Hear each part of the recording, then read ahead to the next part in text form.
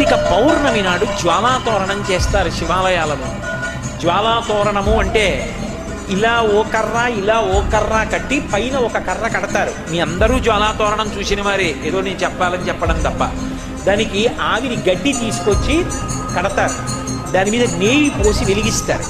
వెలిగించి ఆ మంట అంటుకోవడం ప్రారంభం అవగానే పల్లకీలో పార్వతీ పరమేశ్వరుల యొక్క ఉత్సవమూర్తులను ఉంచుకొని ఆ మంట కింద నుంచి 3 మార్లు వెళ్ళొచ్చేస్తారు. ఎందుకు అలా పెడతారు జ్వాలాతోరణం కిందటి? పాపము చేసి శరీరాన్ని విడిచిపెడితే ఆ జ్వాలలతో కూడుకున్నటువంటి తోరణములోంచి యమసదనంలోకి పెడతాడు.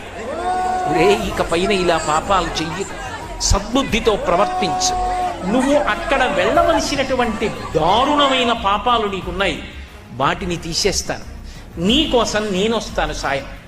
ఇక్కడ నా ఆలయం ముందే జ్వాలాతోరణం జరుగుతుంది. అక్కడ ఏ